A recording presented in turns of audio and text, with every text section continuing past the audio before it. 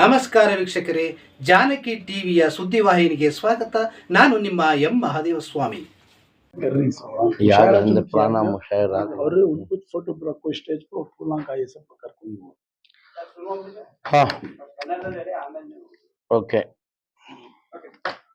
ಮೈಸೂರು ದಸರಾ 2024 ಕವಿಗೋಷ್ಠಿ ಸಮ್ಮೇಳನದ ಒಂದು ಸಬ್ ಕಮಿಟಿಗೆ ತಮ್ಮ ಎಲ್ಲ ಮಾಧ್ಯಮ ಮಿತ್ರರಿಗೆ ಸ್ವಾಗತಿಸ್ತಾ, ಇವತ್ತು ಮೈಸೂರು ದಸರಾದಲ್ಲಿ ಕವಿಗೋಷ್ಠಿ ಮಾಡ್ತಾರೆ. ಅದರಲ್ಲೂ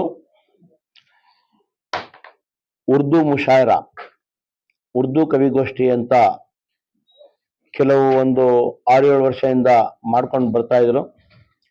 ಪ್ರತಿ ದಸರಾ ಸಂದರ್ಭದಲ್ಲಿ ಒಂದಲ್ಲ ಕೆಲವು ಉರ್ದು ಕವಿಗಳನ್ನ ಕರೆಸಿ ಬನ್ನಿಮಂಟಪದಲ್ಲಿರುವ ಚೌಲ್ಟ್ರಿಗಳಲ್ಲಿ ನಡೆಸ್ತಾ ಇದ್ರು.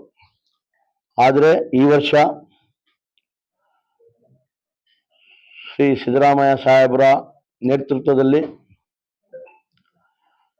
ನಮ್ಮ ಡಿಸ್ಟ್ರಿಕ್ಟ್ ಮಿನಿಸ್ಟರ್ ಆದ ಎಚ್ ಸಿ ಮಾದೇವಪ್ಪ ಅವರ ಸಲಹೆ ಮೇರೆಗೆ ಉರ್ದು ಕವಿಗೋಷ್ಠಿ ತುಂಬಾ ಜೋರಾಗಬೇಕು, ಮತ್ತೆ ಒಳ್ಳೆ ಕವಿಗಳನ್ನ ಕರಿಬೇಕು ಅಂತ ಸಲಹೆ ನೀಡಿದರು.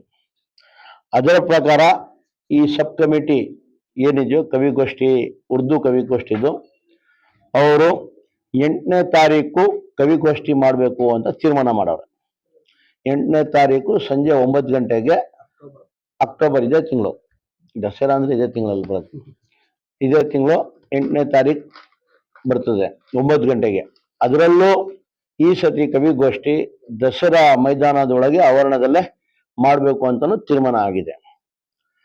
ಈ ಸಂದರ್ಭದಲ್ಲಿ ಅನೇಕ ಕವಿಗಳನ್ನ, ನಮ್ಮ ರಾಜ್ಯದ, ನಮ್ಮ ದೇಶದ ಉತ್ತಮವಾದ ಕವಿಗಳನ್ನ, ಹೆಸರುವಾಸಿಯಾದಂಥ ಕವಿಗಳನ್ನ ಕರೆಸಬೇಕು ಅಂತ ನಿರ್ಣಯ ಮಾಡಿ 8ನೇ ತಾರೀಕು ನಡೆಯಲಿರುವ ಕವಿಗೋಷ್ಠಿ ವಸ್ತು ಪ್ರದರ್ಶನ ಮೈದಾನದಲ್ಲಿ, ಅದರಲ್ಲಿ ಮುಖ್ಯ ಕವಿಯಾಗಿ ಇಮ್ರಾನ್ ಪ್ರತಾಪ್ ಗಡಿ ಅವರು ಬರ್ತಾ ಇದ್ದಾರೆ. ಅವರು ಬಾಂಬೆ ನಿವಾಸಿಯವರು, ಅಲ್ಲಿಂದ ರಾಜ್ಯಸಭಾ ಮೆಂಬರು ಕೂಡ ಹೌದು. ಇವರು ಇಡೀ ಪ್ರಪಂಚದಲ್ಲಿ ಉರ್ದು ಕವಿಗೋಷ್ಠಿಯಲ್ಲಿ ಹೆಸರು ಮಾಡಿರೋಂಥ ವ್ಯಕ್ತಿ. ಅವ್ರನ್ನ ಆಹ್ವಾನಿಸಿದ್ದೀವಿ. ಅವ್ರು ಅತಿ ಸಂತೋಷದಿಂದ ಇದಕ್ಕೆ ಒಪ್ಪಿಗೆ ಕೊಟ್ಟವ್ರೆ. ಅವರು 8ನೇ ತಾರೀಕು ಮುಖ್ಯ ಕವಿಯಾಗಿ ಬರ್ತಾ ಇದ್ದಾರೆ. ಅವರ ಜೊತೆ Sampath Saral, he is also one of the known poet. ಇವರು ಒಬ್ರು ಇಂಟರ್ನ್ಯಾಷನಲ್ ಕವಿ. ದುಬೈಯಲ್ಲಿ, ಸೌದಿಯಲ್ಲಿ, ಅಮೆರಿಕಾದಲ್ಲಿ ಬೇರೆ ಬೇರೆ ಕಡೆ ಹೋಗಿ ಕವಿಗೋಷ್ಠಿ ಮಾಡುವಂಥ ವ್ಯಕ್ತಿ ಸಂಪತ್ ಸರಳ್ ಅವರು. ಅವರು ಕೂಡ ಈ ಕವಿಗೋಷ್ಠಿಗೆ ಆಹ್ವಾನಿಸಿದ್ವಿ, ಅವರು ಕೂಡ ಬರ್ತಾ ಇದ್ದಾರೆ. ಅದರ ಜೊತೆ ಸಂಭಾವಿ ಸಿಂಗ್ ಅಂತ ಒಬ್ರು, ಅವರು ನಾರ್ತ್ ಇಂಡಿಯಾದವರು, ಅವರು ಬರ್ತಾ ಇದ್ದಾರೆ. ಅಬುಜರ್ ನವೀದ್ ಅಂತ ಅವರು ಒಬ್ಬ ದೊಡ್ಡ ಕವಿ. ಅವರ ಜೊತೆ ನದೀಮ್ ಫಾರೂಕ್ ನಿಜಾಮತ್ ಅಂತ ಹೇಳಿ UP-ಯಿಂದ ಅವರು ಬರ್ತಾರೆ. ಅದರ ಜೊತೆಯಲ್ಲಿ ಅನೇಕ ಕವಿಗಳು, ಅಬ್ಬಾಸ್ ಖಾನ್ ಗೌಹರ್ ಅನ್ನೋರು, ಸುಹೇಲ್ ನಿಜಾಮಿ ಅನ್ನೋರು, ಮೋಮಿನಾ ಮುಖ್ತಾರ್ ಸೂಫಿ ಅನ್ನೋರು, ಈ ರೀತಿ ಸುಮಾರು ಒಂದು 10ರಿಂದ 12 ಕವಿಗಳು ಇವ್ರ ಜೊತೆ ಭಾಗವಹಿಸ್ತಾ ಇದ್ದಾರೆ.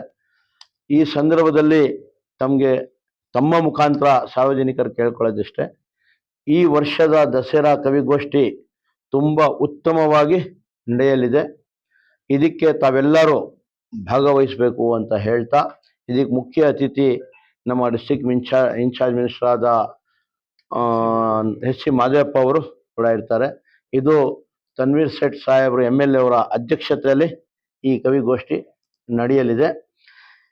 ಮುಖ್ಯ ಅತಿಥಿಗಳು ಅನೇಕ ನಮ್ಮ ರಾಜ್ಯದಿಂದ ಅನೇಕ ಲೀಡರ್ಸ್ಗಳು ಕೂಡ ಬರಲಿದ್ದಾರೆ ಇದಕ್ಕೆ ಅಂತ ಹೇಳ್ತಾ, ಮತ್ತೆ ವಸ್ತು ಪ್ರದರ್ಶನದಲ್ಲಿ ಈ ಕವಿಗೋಷ್ಠಿ ನಡೆಸ್ತಾ ಇರೋದ್ರಿಂದ ಸಾರ್ವಜನಿಕರಿಗೆ ತೊಂದರೆ ಆಗಬಾರ್ದು ಅನ್ನೋದ್ ರೀತಿಯಲ್ಲಿ 9 ಗಂಟೆಯಿಂದ ವಸ್ತು ಪ್ರದರ್ಶನದ ಕವಿಗೋಷ್ಠಿಗೆ ಯಾರ್ಯಾರು ಬರ್ತಾರೋ ಅವ್ರಿಗೆ ಉಚಿತವಾಗಿ ಪ್ರವೇಶವನ್ನು ಕೂಡ ನೀಡಿದ್ದೀವಿ.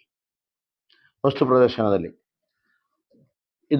ಈ ಸೌಲಭ್ಯಗಳನ್ನು ಉಪಯೋಗಿಸ್ಕೊಂಡು ಸಾರ್ವಜನಿಕರು ದಯವಿಟ್ಟು ಟೈಮ್ ಸರಿಯಾಗಿ ಬಂದು ಈ ಉರ್ದು ಮುಷಾಯರ ಮೈಸೂರು ದಸರಾ ಉರ್ದು ಮುಷಾಯರಾ ಅಂತ ಏನು ನಾವು ಘೋಷಣೆ ಹೆಸರು ಕೊಟ್ಟು ಕರಿತಾ ಇದೀವಿ, ಇದಕ್ಕೆ ಸಹಕರಿಸಿ ಇದಕ್ಕೆ ಯಶಸ್ವಿ ಮಾಡಬೇಕು ಅಂತ ಈ ಸಂದರ್ಭದಿಂದ ತಮ್ಮೆಲ್ಲರೂ ಕಳಕಳಿಯಾಗಿ ಕೇಳ್ಕೊತಾ ಇದ್ದೀವಿ.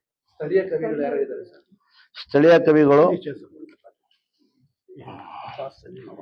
ಮುಬಾರಕ್ ಅಂತ ಇದ್ದಾರೆ, ಮೊಹಮ್ಮದ್ ರಫಿ ಅಂತ ಇದ್ದಾರೆ, ಅಬ್ಬಾಸ್ ಅಲಿ ನವಾಜ್ ಅಂತ ಇದ್ದಾರೆ, ಮಿಸಸ್ ಮೋಮಿನಾ ಮುಖ್ತಾರ್ ಸೂಫಿ ಅಂತ ಇದ್ದಾರೆ, ಹಕೀಂ ಸಯೀದ್ ಅಂತ ಇದ್ದಾರೆ, ಅಮೀರ್ ಜಾನ್ ಅಮೀರ್ ಅಂತ ಇದ್ದಾರೆ, ಅಬ್ಬಾಸ್ ಖಾನ್ ಗೌಹರ್ ಅಂತ ಇದ್ದಾರೆ, ಇವ್ರು ಎನ್.ಆರ್. ಮುಲಾದವರು ಅಲ್ಲ, ಗೌಹರ್ ಅವರು, ಸುಹೇಲ್ ನಿಜಾಮಿ ಅಂತ ಇದ್ದಾರೆ. ಇಂಥವರೆಲ್ಲ ಸ್ಥಳೀಯರು ಇದ್ದಾರೆ. ಬೆಂಗಳೂರಿಂದನೂ ಕೂಡ ಕೆಲವರು ಬರ್ತಾ ಇದ್ದಾರೆ. ಒಟ್ಟಾರೆ ಈ ಕವಿಗೋಷ್ಠಿ ತುಂಬಾ ಒಳ್ಳೆ ಕವಿಗೋಷ್ಠಿ ಆಗಿರ್ತದೆ. ಮತ್ತೆ ಜನರಿಗೆ ಬಂದಾದ್ಮೇಲೆ ಇದರ ಮಹತ್ವ ಮತ್ತೆ ಯಾವ ರೀತಿ ಇವರು ಇದು ಮಾಡ್ತಾರೆ ಅಂತಾನು ಇದನ್ನು ನೋಡ್ಕೋಬಹುದು.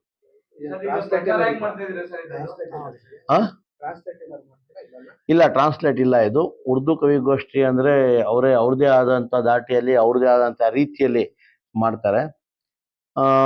ಬಹುತೇಕ ಜನಕ್ಕೆ ಇದು ಅರ್ಥ ಆಗ್ತದೆ ಮಾತಾಡೋ ಸಂದರ್ಭದಲ್ಲಿ. ಅದರಲ್ಲೂ ಸಂಪತ್ ಸರಳ ಅವರು ಮಾತಾಡೋ ಸಂದರ್ಭದಲ್ಲಿ ಅವರು ಉರ್ದು ಜೊತೆ ಹಿಂದೂನಿ ಮಿಕ್ಸ್ ಮಾಡ್ಬಿಟ್ಟು ಮಾತಾಡ್ತಾರೆ. ಅವರು ಇನ್ನೂ ಚೆನ್ನಾಗಿ ಅರ್ಥ ಆಗ್ತದೆ.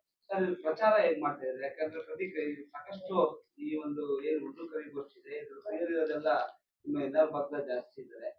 ಎಲ್ಲರೂ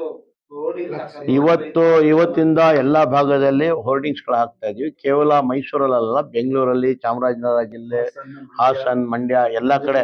ಯಾಕಂದ್ರೆ ದೊಡ್ಡ ದೊಡ್ಡ ಕವಿ ಬರ್ತಾ ಇರೋದ್ರಿಂದ ಇಂಥ ಕಾಲಾವಕಾಶ ಸಿಕ್ಕದೆ ಅಪರೂಪ. ಇಂಥವ್ರು ಬರೋರೆ ತುಂಬಾ ಅಪರೂಪ. ಇಮ್ರಾನ್ ಪ್ರತಾಪ್ ಗಡಿ ಆಗಿರ್ಬೋದು, ನಮ್ಮ ಸಂಪತ್ ಸರಳ್ ಆಗಿರ್ಬೋದು, ಇವರೆಲ್ಲ ರೇರ್ ಬರೋರು. ಇವರೆಲ್ಲ ಇಂಟರ್ನ್ಯಾಷನಲ್ ಲೆವೆಲ್ ಅಲ್ಲಿ ಹೋಗೋರು. ಅಂಥವ್ರು ಈ ಸತಿ ಬರ್ತಾ ಇರೋದ್ರಿಂದ ಒಳ್ಳೆ ಕವಿಗೋಷ್ಠಿ ಆಗ್ತದೆ. ಮತ್ತೆ ಬರೀ ಮೈಸೂರವರಲ್ಲ, ಅಕ್ಕಪಕ್ಕ ಜಿಲ್ಲೆಯವರು, ಬೆಂಗಳೂರಿಂದನೂ ಕೂಡ ಸುಮಾರು ಜನ ಈಗಾಗಲೇ ಕೇಳ್ತಾ ಇದಾರೆ ಏನ್ ಮಾಡ್ಬೇಕು ಇದು ಮಾಡ್ತಾ ಇದಾರೆ. ಅಲ್ಲಿಂದ ಬೆಂಗಳೂರಿನ ಎಲ್ಲ ಬರ್ತಾರೆ. ರಿಜಿಸ್ಟ್ರೇಷನ್ ಏನಿಲ್ಲ, ಓಪನ್ ಫಾರ್ ಆಲ್. ಬಟ್ ಕವಿಗಳು ಇಷ್ಟೇ, ಯಾಕಂದ್ರೆ ಸಮಯ ಇರಲ್ಲ ಅಲ್ಲಿ. ಕವಿಗಳು ಸುಮಾರು ಜನ ಸಿಗ್ತಾರೆ. ಬಟ್ ರಾತ್ರಿ 9 ಗಂಟೆಯಿಂದ ಪ್ರಾರಂಭ ಮಾಡಿದ್ರೆ ಅದು ಸುಮಾರು 12 ಗಂಟೆ 2 ಗಂಟೆ ತನಕ ನಡೀತದೆ. ರಾತ್ರಿ ನಡೆಯೋ ಸಂದರ್ಭದಲ್ಲಿ ಒಬ್ಬೊಬ್ಬರಿಗೂ ಕಾಲಾವಕಾಶ ಕೊಡಬೇಕಾದ್ರೆ ಸುಮಾರು ಜನ ಬಂದ್ಬಿಟ್ರೆ ಕಷ್ಟ ಆಗ್ಬಿಡ್ತದೆ. 3 ಗಂಟೆ ಕೆಲವು ಸಂದರ್ಭದಲ್ಲಿ 5 ಗಂಟೆ ತನಕ ನಡೆದಿರೋದು ನಾನು ನೋಡಿದ್ವಿ. ಇಂಥ ಕವಿಗೋಷ್ಠಿಗಳು ಬೆಳಗಿನ ಜಾವ ಇಮ್ರಾನ್ ಪ್ರತಾಪ್ ಗಡಿ ಅವ್ರದ್ದೆಲ್ಲ ನಡೀತದೆ ಅಂತ. ಅವರು ಕವಿಗಳ ಮೇಲೆ ಬಿದ್ದಿರೋದು. ಕವಿಗಳು ಯಾವ ರೀತಿ ಮಾಡ್ತಾರೆ ಮತ್ತೆ ಮುಂದೆ ಕೂತಿರೋ ಆಡಿಯನ್ಸ್ ಯಾವ ರೀತಿ ಕೂತ್ಕೋತಾರೆ ಅಂತ. ಆಡಿಯನ್ಸ್ ಕೂತ್ಕೊಂಡು ಇದು ಮಾಡಿದಾಗ ಅದು ಹೆಚ್ಚು ಕಡಿಮೆ ರಾತ್ರಿ 3-4 ಗಂಟೆ ಏನಿಲ್ಲ ಇದು ಇದರಲ್ಲಿ ಇರಲ್ಲ. ಇದು ಪೂರ್ತಿ ಸಾಂಸ್ಕೃತಿಕ ಮತ್ತೆ ಮುಷಾಯರ.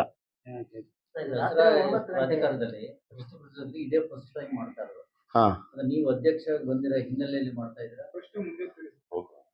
ಇಲ್ಲ, ದಸರಾ ವಸ್ತು ಪ್ರದರ್ಶನ ಈ ವರ್ಷ ಎಲ್ಲ ರೀತಿಯಲ್ಲಿ ಭಾಗವಹಿಸಬೇಕು. ಮೈಸೂರು ನಗರದಲ್ಲಿ ದಸರಾ ಅಂದ ತಕ್ಷಣ ದಸರಾ ವಸ್ತು ಪ್ರದರ್ಶನ part and parcel of the Dasara. Dasara ಕೇವಲ ಒಂದು 10-12 ದಿವಸಕ್ಕೆ ಮುಗೀತದೆ. ವಿವಿಧ ಕಾರ್ಯಕ್ರಮ, ಒಳ್ಳೆ ಕಾರ್ಯಕ್ರಮ ಇಟ್ಟು 12 ದಿವಸ ಮುಗಿಸ್ತೇವೆ. ಆದರೆ ವಸ್ತು ಪ್ರದರ್ಶನ 90 ದಿವಸ ಕಾಲ ನಡೀತದೆ. ನನ್ನ ಅಷ್ಟೇ ಕೇವಲ ದಸರಾ, ಮೈಸೂರು ದಸರಾ 12 ದಿವಸ 15 ದಿವಸ ಮುಗಿದ್ರು ಕೂಡ 3 ತಿಂಗಳು ಏನು ಎಕ್ಸಿಬಿಷನ್ ನಡೀತದೆ, 3 ತಿಂಗಳು ತನಕ ದಸರಾ ಮುಂದುವರಿಸಬೇಕು. ಇಲ್ಲಿ ಒಂದಲ್ಲ ಒಂದು ರೀತಿಯ ಕಾರ್ಯಕ್ರಮಗಳು ಎಕ್ಸಿಬಿಷನ್ ಆವರಣದಲ್ಲಿ ನಡೀತಾನೆ ಇರಬೇಕು ಅನ್ನೋದು ನನ್ನ ದೃಷ್ಟಿ. ಒಟ್ಟಾರೆ ಮೈಸೂರು ನಗರಕ್ಕೆ ದಸರಾದ ವೈಭವ 3 ತಿಂಗಳ ತನಕ ಇರಬೇಕು. ಏನು ಕವಿಗೋಷ್ಠಿ ಸಾಮಾನ್ಯವಾಗಿ ಎಲ್ಲ ಉರ್ದು ಕವಿಗೋಷ್ಠಿ ಎಲ್ಲೋ ಮಾಡಿದ್ರು, ಸಂಜೆ ರಾತ್ರಿನೇ ಮಡಗೋದವರು. ಯಾವಾಗ? ಇಲ್ಲ.